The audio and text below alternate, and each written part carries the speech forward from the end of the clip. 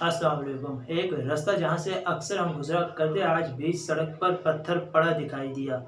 ख्याल गुजरा और अच्छे बुरे पर सोचते सोचते इस नतीजे पर पहुंचे कि इसका बीच में पड़े रहना नुकसानदेह हो सकता है। जाने अनजाने में ठोकर हम भी खा सकते हैं और कोई दूसरा भी। जहन अपना काम कर चुका, ये बता चुका इस मामले की हद तक के होना क्या चाहिए। अब वजूद की यानी हाथ और पैर को हरकत करनी है, क्योंकि ये वजूद ही है कि जिसका बराह रास्त ताल्लुक इस पथरीली जमीन से और दुनियावी मामलात से है। क्या ऐसा मुमकिन है कि बगैर हिले जुले सिर्फ अपनी सोच की कुव्वत से पत्थर उठाए दूसरी साइड कर दिया जाए? यानी हमने ये नतीजा अखज कर लिया कि इसका बीच में पड़े रहना नुकसानदेह है, तो क्या वो खुद ब खुद हरकत करता हुआ दूसरी तरफ चला जाएगा? ऐसा उन तस्वीरों में तो मुमकिन है जो तस्वुर की जा सकती है, मगर हकीकत से इनका दूर का भी ताल्लुक नहीं। जहन सोच चुका, क्योंकि उसका काम सोचना था। अब आगे जो मामला दुनिया से दरपेश है उसके लिए वजूद का हरकत में आना हिलना जुलना जरूरी है कि बगैर हिले जुले कुछ भी नहीं जो किया जा सकता है। यह हिलने जुलने ही की कुव्वत थी कि जिसकी बदौलत एक कंपनी अपने हुक्म पर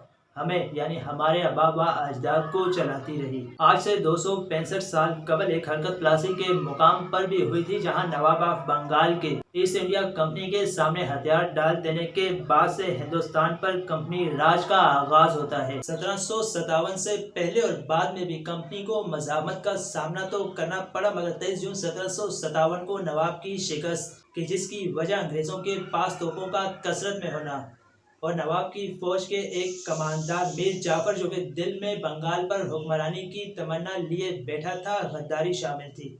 कंपनी 17वीं सदी के आगाज में जब सूरज की रोशनी से हर जानिब चुभन महसूस हो रही थी, सोने की चिड़िया के साय से फायदा ही तो था जो उठाने आई थी, यानी तिजारत ही तो थी जो करके हिंदुस्तान से फायदे समेटना चाहती थी। मगर हरकत नियतों की किसने किस सिमत बांधी है कौन जानता है। आंख देख नहीं सकती कि जब तक हाथ और पैर हरकत में ना आ जाएं। तो जिसने जिस रास्ते का इंतखाब किया, खुद को जितना चलाया उतना ही फासला तय होगा। जो हक परस्तों के साथ खड़ा रहा और जिसने जिस शिद्दत से गद्दारी की, नाकामी और कामयाबी के बाद भी उसे कुछ ना कुछ देखने को मिला, चाहे वो हक में था या खिलाफ।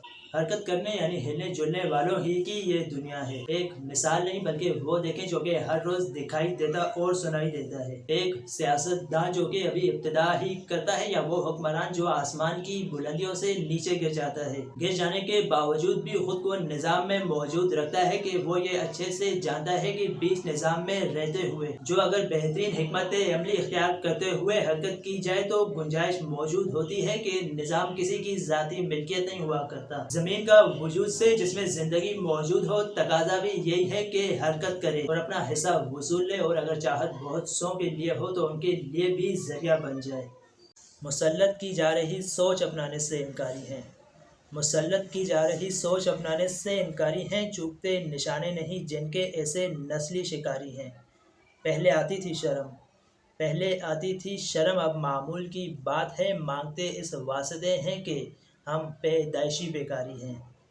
गरम बाजार हैं वतन की हर एक गली में, लूटते एक दूसरे को पड़े हम सारे मकारी हैं।